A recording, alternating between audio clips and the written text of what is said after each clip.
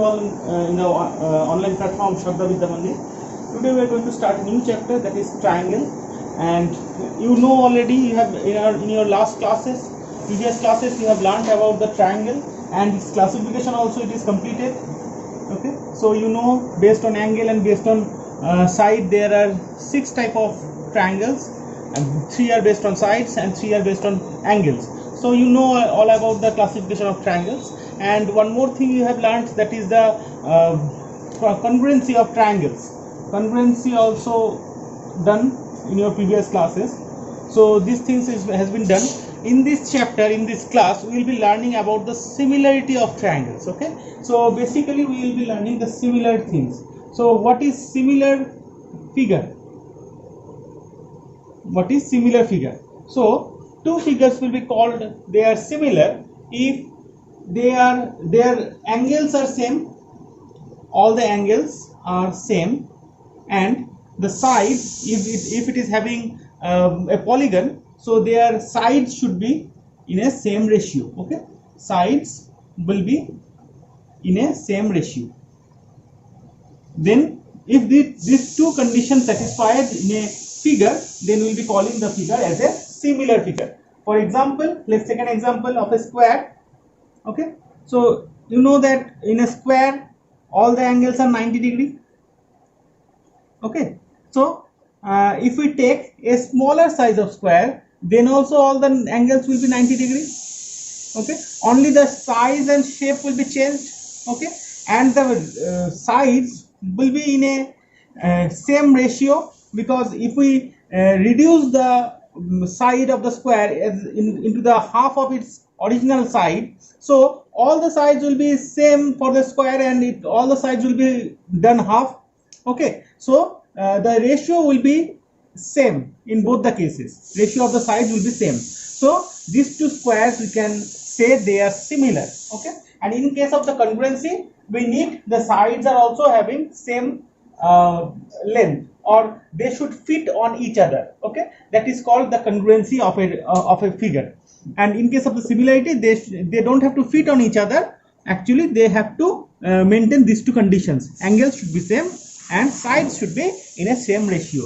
Okay, so one more example of similarity can be given, which is not a polygon, of the concentric circles. Okay, so if it is a concentric circle, then they are similar kind of objects. Okay, so these are the examples of similar figures. Now let's talk about the similarity of a triangle.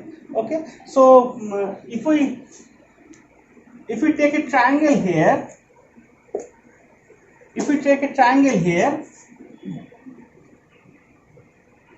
two triangles will be called similar if they have the same angles. In case of the triangle, it is a polygon, it will be treated as a polygon, and these two conditions should be satisfied there. All the angles should be same. So if these two triangles are having all the angles same, corresponding angles should be same, and sides will be in the same ratio. If the triangles are having sides in the same ratio, then we can say these two triangles are congruent to each other. Similar to each other. Okay, and for the congruency, we need the same side also. They should fit on each other. Okay, so two equilateral triangles, we know that equilateral triangles are having 60 degree as its all angles. Okay, so if we take two equilateral triangles of different sides, definitely we are going to get these two triangles as a similar triangles. Okay, and some conditions of this similarity is also there. We will be learning that one later, but before that we need to learn some theorem about this one. An important theorem is there, that is called basic proportionality theorem. We simply call this one BPT. The name for the theorem is basic proportionality theorem. We are going to discuss the basic proportionality theorem now, and this theorem is also known as Thales theorem. Okay, and the theorem says that in a triangle, if one line is drawn parallel to any one of the sides to intersect the other two sides, then the line intersects the other two sides in the same ratio. Means there is a triangle, and suppose a line we have drawn parallel to this base. Okay, so these are parallel. Now in that case the theorem says that this AP by PB and AQ by QC will be same.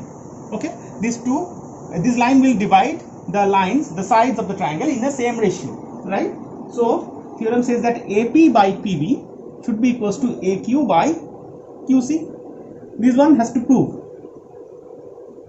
Okay, the proof is also in our syllabus, so let's prove this one. How to prove this theorem? How we can show that the lines actually it will be dividing the sides of the triangle in the same ratio. So for that one, let's draw the height or perpendicular from this Q to this AP. Okay, let's draw this height.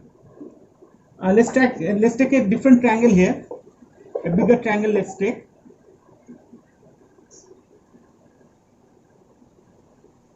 Okay, so let's draw Q. Let's name it E. QE is perpendicular to AP, and also let's take PF, which is perpendicular to AQ. Okay, and since PQ is parallel to BC, so PQCB became a trapezium, and we have to draw the diagonals of this trapezium.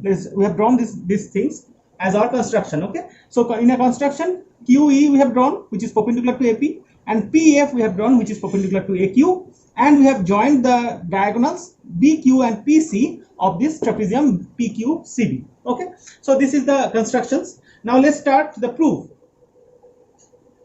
How we can prove this one? We will be taking the triangle. We will be taking the triangle here APQ. Triangle APQ. Here you can see the area of this triangle can be found very easily because the base is AP and the height is also known QE. Okay. Also, we can find the area of the triangle PQB. Area of the triangle PQB is also easy to find because for that one the height is same. See here, the height will be QE only for both this triangle APQ and PQB. Okay, so the height is QE only, and in this case base will be treated as PB. Okay, so from these two triangles area we have found. If we find the ratio of these two triangles, APQ divided by area of triangle PQB. So for these two triangles, if we find the ratio, what will be getting? Half and QE from both the sides will be cancelled out. Only will be getting AP by PB. Okay, so we are getting the ratio of these sides AP by PB is equals to the ratio of the area of the triangles, actually triangle APQ and triangle PQB. Okay, so this we have got, and let's name it 1. Now similarly we can prove this one. Similarly what we can do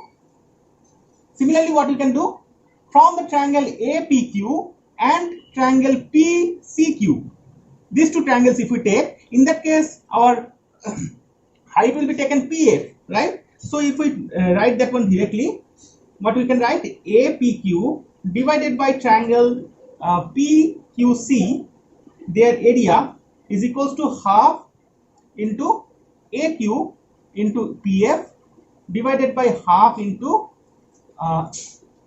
QC into PF. Okay, so we will be getting it as the ratio of AQ by QC. Let's name it 2. Okay, so once we have obtained these 1 and 2, now let's think about this left hand side portion. Okay, there is also in the numerator triangle APQ is there. Here is also triangle APQ. So if we can prove that PBQ and PCQ, these two triangles are having same area, so both the left hand side parts will be equal, and then we are done, because right hand sides are equal, will automatically be equal. Okay, so we need to prove that these two triangles are actually equal. Let's erase this one. So which two triangles are there? PQB means PQB, this triangle, and PQC means this triangle. Here you see both these triangles are having same base, that is PQ, and both these triangles are between the same parallel lines PQ and BC. So definitely their areas will be equal. Okay, so for triangle PQB and triangle PQC, they are having same base and they are between same parallel lines. Therefore, area of triangle PQB is equals to area of triangle PQC, and thus we can write 1 by area of PQB is also equals to 1 by area of PQC. So in both the side we can multiply area of triangle APQ on the numerator. Okay, so we have obtained area of triangle APQ by area of triangle PQB is equals to area of triangle APQ divided by area of triangle PQC. So what we have got from number 1 and number 2 we have obtained these are equals to AP by PB, and this is equals to AQ by QC, and hence it is proved that AP by PB is equals to AQ by QC. Okay, so this one is proved. Now from here one corollary you can prove also that if you add 1 with both the sides, AP by PB plus 1 and AQ by QC plus 1. So what you can get from here, AP plus PB divided by PB, here AQ plus QC divided by QC. So AP plus PB, how much it is? It is only AB by PB, and it is AC by QC. So you can see here that the ratio with the complete side, with the part of the side, will also be equal in this case. Okay, this ratio will also be equal. So you may write these things that AB by PB is equals to AC by QC, and AP by PB, this one we have proved already in the first part, AQ by QC. Also you can say AB by AP is equals to AC by AQ. Okay, all these things can be said from this theorem of Thales theorem or basic proportionality theorem. Okay.